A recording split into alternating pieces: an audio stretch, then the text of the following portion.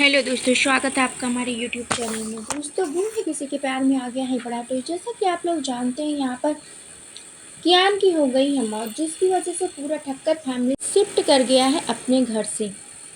और यहाँ पर आस्था अपना प्लान पे प्लान बनाई जा रही है। अपने प्लान को अंजाम देने के लिए उसने अपने बेटे तक को नहीं छोड़ा। जी हाँ दोस्तों, यहाँ पर भाग्यश्री को ये बता देती है कि कियान की आखिरी इच्छा थी कि उसकी और कियान की और शादी हो जाए, जिससे रजत, आस्का और सही एक हैप्पी फैमिली की तरह रहे। यहाँ पर ऐसा लग गया है भाग्यश्री को कि सच में कियान की यही आखिरी इच्छा थी। इसके लिए वो खाना पानी सब कुछ छोड़ देती है, जिससे कि रजत मान जाए और आस्का और रजत की शादी करवा सके। और बहुत यहाँ पे कहती है रजत को, लेकिन रजत नहीं मानने को है तैयार। वो कहता है कि नहीं, मैं कर सकता है आस्का से शादी।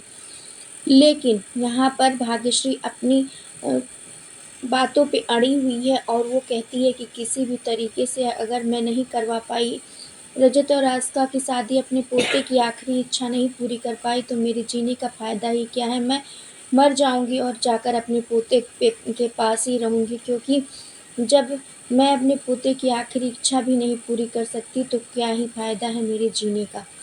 और वो खाना पानी सब कुछ छोड़ देती जिससे कि अपनी जिद को पूरी करवा सके। और यहाँ पर आ जाते हैं राजेंद्र और बार बार कहते हैं कि दवा ले ले, तू ना दवा ना सही तो कम से कम तू पानी तो पी ले। लेकिन कहती है भाग्यश्री, नहीं, मुझे मर जाने दो, मुझे जीना ही नहीं है। अगर रजत मेरी ये इच्छा नहीं पूरी कर सकता, मैं अपने पोते की आखिरी इच्छा नहीं पूरी कर सकती, तो मेरे जीने का नहीं कोई फ़ायदा है। और तभी रजत चाह रहा होता है, वो सुन लेता है कि मम्मी उसकी कितना ज़्यादा नौटंकी कर रही है, उसको ऐसा लगता है। और वो आके कहता है कि आपकी ये जो गलतफ़हमी है ना कि आप खाना पानी सब कुछ छोड़ दोगे तो मैं आपकी जिद मान जाऊँगा, ऐसा कुछ भी नहीं होने वाला है। आपको जो मन करे वो आप कर सकते हो। लेकिन उसकी तबीयत बिगड़ता हुआ देखकर रजत कहता है, अच्छा ठीक है, आप जो कहोगे वही होगा, कम से कम आप दवा तो ले लो। और तभी भाग्यश्री दवा खाती है और कहती है, रजत बेटा देखना, आगे चल के तुझे कोई पछतावा नहीं होगा। तू खुश होगा कि तेरी मम्मी ने तेरे लिए जो कुछ किया सब अच्छा ही किया है, क्योंकि बेटे के लिए अपनी माँ से ज़्यादा अच्छा उसके लिए कोई नहीं कर सकता है। तभी रजत कहता है कि मुझे तो नहीं पता है कि इसमें अच्छा क्या है बुरा क्या है, लेकिन आप अपनी जिद मनवा रहे हो तो ठीक है, मैं आस्का से शादी कर लूँगा। और तभी भाग्यश्री मान जाती है और दवा खा लेती है और खाना खा लेती है। इधर सभी कातिल को ढूंढ रही होती है। अर्श के पास जाती है और उसको लगता है कि अर्श ने ही सब कुछ किया है। अर्श से कहती है कि तुम्हारी हिम्मत कैसे हुई, तुम कितने गिरे हुए आदमी हो, एक छोटे से बच्चे को भी तुमने नहीं छोड़ा।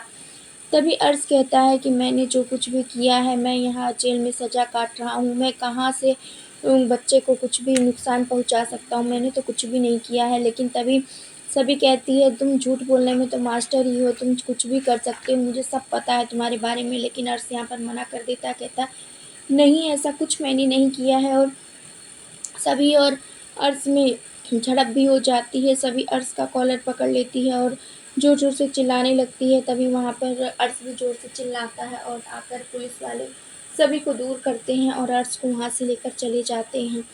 और तभी सभी वहाँ से आकर जहाँ गेम जोन में गया हुआ था कियान, वहाँ जाती है और पता करने की कोशिश करती है कि होता क्या है। तभी कई बार सीसीटीवी फुटेज देखती है और मैनेजर से कहती है कि आप पूरा कोऑपरेट करिए, क्योंकि मुझे एक छोटे से बच्चे को इंसाफ दिलाना है। मैनेजर कहता है, अगर मैं किसी भी तरीके से आपकी मदद कर सकूं तो मेरे लिए बहुत बड़ी बात होगी, मुझे बहुत खुशी होगी इसके लिए। तभी सभी बार बार सीसीटीवी देखती है और उसको ये समझ में आता है कि एक आदमी बहुत देर से उसका पीछा कर रहा था कियान का, और कियान के पीछे पीछे ही लगा हुआ था। उसको ये भी दिखाई देता है कि फ़ोन में कियान किसी से बात कर रहा होता है। और जहाँ देखता है वो आदमी की कैमरा नहीं है, वहाँ कियान को आवाज़ देता है। कियान पलट कर जैसे ही देखता है वो उसके पास नहीं जाता है, इतना ही सीसीटीवी में दिखता है। लेकिन प्ले कर के बार-बार प्ले कर के सभी को ये समझ में आ जाता है कि एक दाढ़ी वाला आदमी होता है, जो कि उसको लगता है कि यही किडनैपर है। और वो जाती है जिससे पूछी थी कि मेरा बच्चे को तुमने देखा है, ये है मेरा बच्चा। और तभी वो केले वाले ने बता दिया कि हाँ, यही आदमी उस दिन उस बच्चे को किडनैप करके ले गया था। और तभी सभी जाती है पुलिस के पास और उसको बताती है कि सबूत मिल गया है, आप इतने दिन से नहीं अगर ढूँढ पाए थे तो मेरे पास सबूत है, अब कोई दिक्कत ही नहीं है, आप जाइए इसको और अरेस्ट कर लीजिए। तभी पुलिस पूछता है अपने हवलदार से, वहाँ पे इंस्पेक्टर कहता है कि इसको कहीं देखा है, तभी इंस्पेक्टर बताता है कि हाँ, इसकी 4 दिन पहले तो मौत हो गई। और तभी सभी कहती है कि आप जाइए और पकड़िए, कितना देर आप लगाएँगे? तभी इंस्पेक्टर वहाँ पर आकर बोल देता है कि उम, ऐसा कुछ नहीं हो सकता है मैडम, आप जहाँ से शुरू करी थी और जहाँ से हम शुरू कर रहे थे वहीं आके पहुँच गए हैं। क्योंकि जो किडनैप किया था इस आदमी का अभी 3 दिन पहले मौत हो गई है। तभी सभी कहती है कि ऐसा कैसे हो सकता है? आपको कैसे ये सब कुछ पता चला? तभी वहाँ पे इंस्पेक्टर कहता है कि इसलिए हमें पता चला क्योंकि ये बहुत ज़्यादा क्रिमिनल है और हमें सब कुछ इसके बारे में पता है और अभी ये जल्दी ही जेल से रिहा हुआ था और इसकी डेड बॉडी हमें यहाँ पर मिली हुई है स्टेशन पर। और तभी सभी वहाँ से चली जाती है दुखी होकर, घर पर आती है। तभी वहाँ पर देखती है कि आया होता है वहाँ पर रजत का वकील और उसको डिवोर्स जल्दी करने का कह रहा होता है उसकी मम्मा से। तभी उसकी मम्मा कहती है ऐसा क्या आफ़त आ गई कि अभी इतनी जल्दी उसको डिवोर्स चाहिए? अगर तुम मुझे सही-सही नहीं बताओगे तो ऐसा कभी कुछ होगा ही नहीं, मैं ऐसा कुछ करने ही नहीं दूँगी सभी को। और तभी वो कहता है कि मुझे तो ये सब कुछ नहीं पता लेकिन मृण्मयी को पता होता है और वो बता देती है कि आस्था और अर्श जीजू की शादी कराने के लिए वो लोग इतना जल्दी मचा रहे हैं। और तभी यहाँ पर आ जाती है सभी और ये सब कुछ सुन लेती है और तभी उसके हाथ से बैग गिर जाता है और वो बेहोश हो जाती है। लेकिन उसको थोड़ी देर में होश आ जाता है और वो वहाँ से वकील जो उसका होता है वो चला जाता है। जी हाँ दोस्तों, अभी शो में काफ़ी कुछ इंटरेस्टिंग देखने को मिलने वाला है।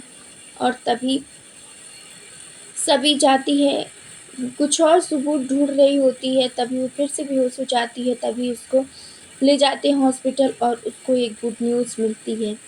तभी उसके जीजू कहते हैं कि पता नहीं कितना आज बैड न्यूज़ मिलने वाला है। और तभी डॉक्टर आके कहते हैं समझिए गुड न्यूज़ मिल गया है।